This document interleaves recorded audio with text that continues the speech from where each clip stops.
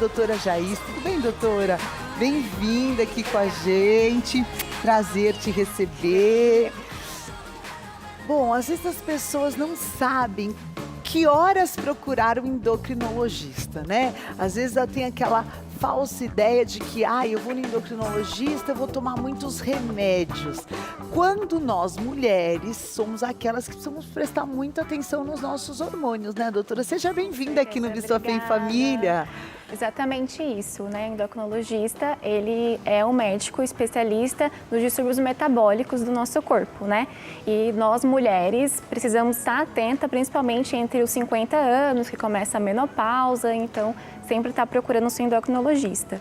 Já na pré-menopausa, né, doutora? Eu acho que quando a gente, depois na maternidade, a progesterona... Eu, por exemplo, sou uma pessoa que eu fui descobrir os impactos da progesterona no meu corpo só na minha 4ª gravidez, né? Então, é um hormônio tão importante, da prolactina, né? Para amamentação, é tão importante para você poder viver esse momento da maternidade, mas ele tem vários efeitos colaterais no corpo feminino. Vamos falar um pouquinho dele, para depois a gente falar de como se preparar para uma boa menopausa. Sim, a prolactina, quando ele está em excesso, né, principalmente na mulher, alguns anticonvulsivantes, remédios, ela faz um aumento desse hormônio que natural. Sim, natural. Esses remédios antidepressivos também podem interferir? Mais os anticonvulsivantes. Mais os anticonvulsivantes, tá. Isso.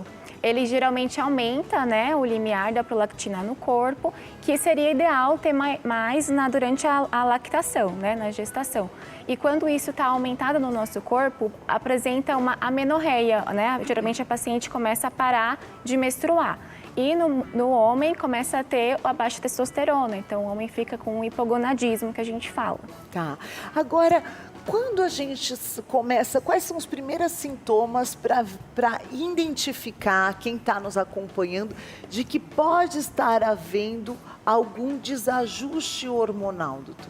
Sim, nós, endocrinologistas, a gente sempre está acompanhando tanto o aumento como a diminuição desses hormônios, né, das nossas glândulas. Na parte da menopausa, né, geralmente entre os 45 e 50 anos, sem ser a precoce, que seria antes dos 45, seria os sintomas climatéricos, né? Então, o fogacho, a dor no ato sexual, também o humor, né, muda bastante. E aquele calor excessivo, né, o fogacho. Já é tudo sintoma da perimenopausa. Então, depois dos 40, já é ideal procurar um endocrinologista? A gente fala que a mulher, desde a gestação, desde que quando está dentro do útero da mãe, vem perdendo os folículos, né, que é a expressão da menopausa. Seria a gente para de menstruar porque não tem mais essa ovulação. Então, desde sempre tem que estar procurando, né? Mas essa parte precisa mais porque fica baixa a massa óssea pela falta do estrogênio, né, que é o hormônio que cai muito durante a perimenopausa. Então, quando a gente fala de reposição hormonal para uma mulher saudável, doutora, se fala muito da testosterona, mas para a mulher, ela precisa só da testosterona ou tem outros hormônios, até femininos, que às vezes não são tão valorizados, que são importantes para essa qualidade de vida? Certo. Assim, o hormônio feminino é o estrógeno, né? A testosterona, ela tem até uma aplicabilidade, a gente pode passar para a paciente, porém não é uma reposição hormonal. A reposição hormonal é a gente repor aquilo que é feminino, então é o Mas estrógeno no caso, se a pessoa tiver com a testosterona baixa, a mulher, ela vai ter várias...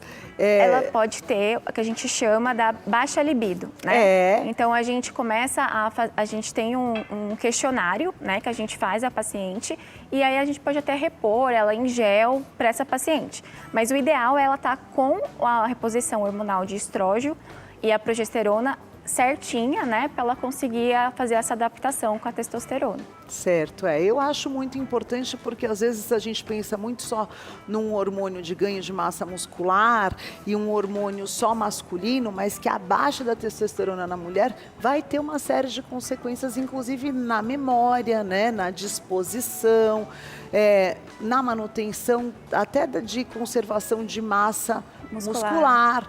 E que é importante, Sim. porque tem até muitos anticoncepcionais, não é, doutora? Que Sim. eles interferem com a produção de testosterona e que a mulher não é avisada, né? Então, você está tão preocupada em não engravidar fora de hora, você vai fazendo o uso do teu anticoncepcional de uso contínuo e normalmente 20 anos, 25 anos usando anticoncepcional e a tua testosterona está indo lá para o chinelo, você nunca pensou, puxa, preciso ir numa endocrinologista para compensar essa perda hormonal. Porque às vezes, né, aquilo que o pessoal fala por aí, cobre um santo e descobre o outro, né? Geralmente, esses anticoncepcionais que diminuem a testosterona, a ciproterona, são antiandrogênicos e acaba tendo um pouco mais de retenção hídrica, ficando com baixa libido, né? E a testosterona chega a diminuir, sim. Então, é importante que a pessoa esteja fazendo um acompanhamento constante, né, Com certeza. doutora?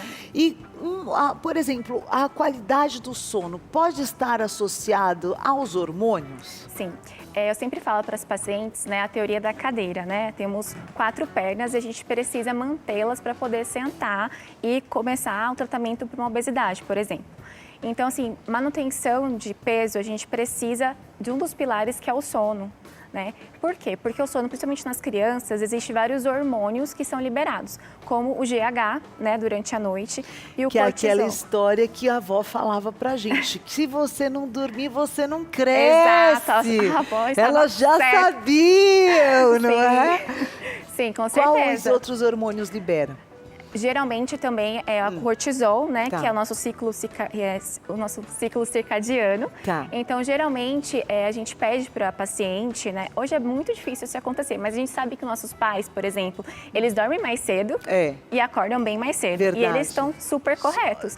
O ideal seria dormir por volta de 6, 7 horas da noite e acordar por volta de 5 da manhã. Ah, é? Que é o ciclo circadiano correto do cortisol, sim. que ele tem que estar baixo à noite e alto de manhã. Se ele confunde, né, de acordo com a nossa rotina, você vai ter mais resistência insulínica, né, pode virar um pré-diabetes, obesidade, né, é um dos fatores que o sono é importante. É muito importante. Então, se você não está dormindo bem, você fala, eu não sei, depois, porque saiu dos 25, 28, né? Eu já não consigo mais perder peso como antes. Por quê?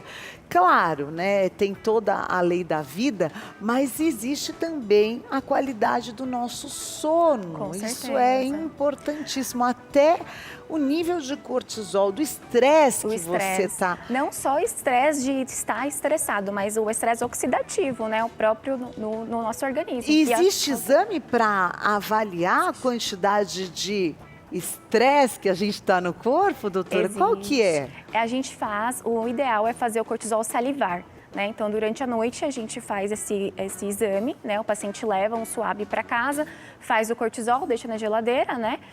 A saliva mesmo, no outro dia vai ao laboratório para saber o resultado. E aí, geralmente, o ideal ele tá baixo, né?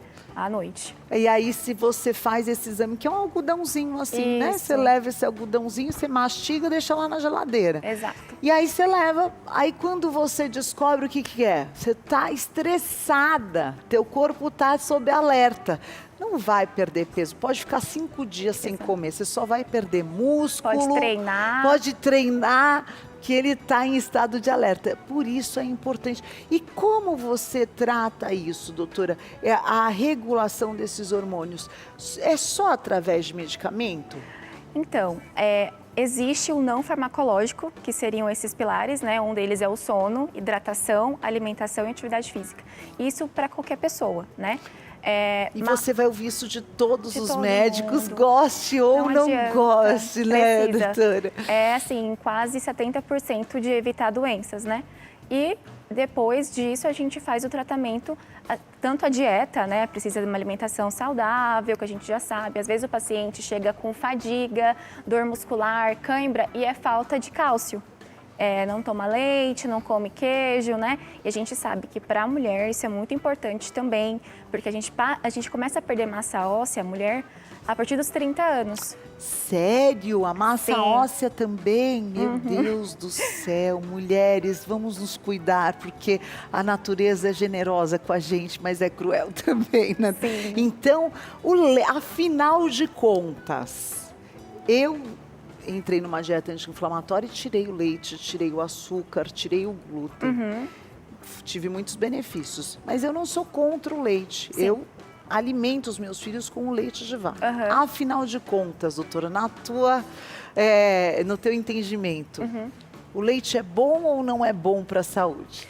O leite é um alimento completo, né? Tanto que a gente sempre fala para os pacientes, antes de suplementar o cálcio, a dieta tem que estar adequada, né? Então, assim, tem o zero lactose, também tem cálcio. Então, pode estar utilizando também. Tanto que pacientes veganos, vegetarianos usam esses, o né? Zero lactose. O zero lactose. Não precisa ficar só nos leites de amêndoa, de coco. Se tem alguma alteração intestinal, uma intolerância, não precisa. O que acontece? Teve um tabu muito grande com leite nas adições feitas, né, há um tempo atrás. Tem muitos médicos que defendem leite zero, né? Zero lactose? Não eliminar o leite por completo do dia a dia. Então, eu não sou dessa vertente. Eu prefiro que se toma leite, sim, né? Mesmo que seja o zero lactose, tá? Qual seria uma quantidade adequada por dia? A gente fala em 3 porções por dia de cálcio, né? Então, é o queijo, o leite, um iogurte, pode ser desnatado, né? Ideal para paciente diabético ser desnatado. Então, essas opções. Você tomar um copinho de leite de manhã, junto com café com leite, um queijinho fresco. Na período da tarde. E um iogurte à noite já na ceia, tá cuidando dessa perda óssea. Com certeza. E aí, depois se fez todo esse equilíbrio que você nos indicou, e ainda assim tá com variação, aí os medicamentos ajudam. Isso, aí a gente entra com a suplementação, né? Tá. Suplementação é como se fosse o apoio daquilo que a gente não consegue adquirir na alimentação. Tá. E aí, se pelos exames, sintomas, a gente não consegue atingir aquele limiar, aí a gente acrescenta. Agora, para encerrar, doutora Geise Brandão, nos responda, o Ozempic ajuda a emagrecer, que é o nome popular que todo mundo conhece, tem a evolução dele, que é o Mounjaro, todo mundo enlouquecido esperando o Mounjaro chegar no mercado brasileiro, pessoas que viajam para outros países para consumir esse medicamento. E aí, quais são os prós e os contras dessa medicação e, afinal de contas, emagrece mesmo? Emagrece, tá? Então. E a principal, os principais pacientes que emagrecem são os não diabéticos mesmo, tá? Os análogos de GLP-1 nada mais do que a gente produz ele no nosso intestino, mas ele tem uma meia-vida pequena e essas medicações fazem que fique bastante tempo no nosso organismo. E além de dar essa saciedade, né, no nosso cérebro, ele ajuda no risco cardiovascular, na proteção do rim e, além disso, sim, AVC. Então, ele protege ainda? Protege, sim. Então, você só me falou de benefícios. Sim. E quais são as contras? Existe, assim, os pacientes que acabam exagerando um pouco na alimentação gordurosa ou não tem aquele plano terapêutico, né, junto com o seu endocrinologista e usa de forma irregular a medicação, né? O que acontece? Vai ter sintomas gastrointestinal, vômito, até um pouco de constipação, né? Tá. Mas, assim... Mas, por exemplo, uma pessoa não diabética usando um medicamento para diabético, isso futuramente não tem problema na produção da insulina e daquilo que normalmente o corpo deveria estar se autorregulando, doutora? Então, esses pacientes que mais se beneficiaram, né, com a medicação foram pacientes beliscadores, né, que tem aquela mania de ficar comer o dia inteiro. Exato, que é a saciedade precoce, né, não fica saciado rápido. Os estudos são de 72 semanas, 54 semanas e não teve nenhuma desregulação hormonal no corpo dos pacientes. Então, eles liberam, né, a parte da insulina e isso não fez a sua insulina do seu próprio pâncreas. Não inibiu a produção? Não inibiu? Isso, não. Ótimo. E aí, depois que a pessoa, vamos lá, tá muito acima do peso, deu esse empurrãozinho, aí acabou, aí entra a reeducação ou tem um efeito rebote? Então, o que a gente sempre sugere para o paciente, né, é sempre fazer as quatro bases, né, os 4 pilares, sim. isso desde o começo. Por isso que uma consulta com o paciente para obesidade é 2 horas, 3 horas. É mudar um hábito de 20 anos para uma consulta, né? É desde a barriga, Exato. né? Que é muito genético também, né? Cultural. A gente só saía da mesa depois que comesse tudo. Sempre. Então, E é um desafio para a mãe não seguir isso, né? Porque o medo da criança não estar bem nutrida, né? Exato. Eu tenho o meu filho caçula, ele não gosta, ele se sacia muito rápido, né? Então ele está crescendo, está se desenvolvendo, está com saúde, estão bons, mas aquela sensação de, ai, será que está se alimentando corretamente? Exato. Sempre fica, É cultural, né? É cultural. E então esses pacientes que usam essas medicações, eles precisam desse apoio, dessa terapia, né, em conjunto, para ele conseguir aproveitar uma medicação que é cara. E não ter o efeito rebote. E não ter o efeito rebote. Porém, os pacientes que mesmo fazendo errado, eu vejo muito no consultório, ficar ainda uns 2 meses mantendo, assim, os benefícios, né, da medicação. Porém, se não tem cuidar, retorno. Aí volta tudo, aí perdeu todo o investimento, a consulta. Precisa virar a chave. A chave. Né? Agora, para encerrar, doutora, a pessoa pode se viciar nesses medicamentos? Ele não tem esse efeito, tá, de viciar. Ele age a nível cerebral, mas não libera hormônios como noradrenalina, serotonina, dopamina, que são remédios usados para depressão, né, ansiedade, que liberariam, tá? Que bom. Então aí ele fica num campo bem mais seguro, né? Sim, bem mais seguro. Ele é super ideal para esses pacientes que têm esse padrão beliscador, que não fica saciado rápido. Até para quem está na pré-diabetes também, né? Ele tem estudo para obesidade e para diabetes. Ele tem um estudo, sim, que é o SCALE, que foi usado em pacientes pré-diabéticos e reverteu e ainda protegeu o risco cardiovascular. Que foi a liraglutida, que é o Victoza, a Saxenda, né? Teve bastante benefício. Que legal, muito bem. Obrigada, doutora, por estar aqui com a gente. Obrigada pela oportunidade. Fiquei um pouquinho nervosa. Imagina, você falou super bem, acho que esclareceu muitas dúvidas sobre assuntos que a gente ouve, né? Na manicure, no cabeleireiro, nas rodas de conversa, são tantas informações que o Dr. Google nos traz, mas é claro, sempre falando de saúde, nós precisamos ouvir de quem estudou, preparou e de pesquisas científicas que hoje a doutora Geise Brandão está trazendo para a gente no Miss Buffet em Família. Para você que quiser acompanhar nas redes sociais, @doutora Geise com Y, brandão.endócrino. E no Instagram, @também ProEsporte, a clínica dela. Doutora, obrigada, viu? Prazer enorme. Precisando para outro tema, estou à disposição. Volte mais vezes para estar aqui com a gente.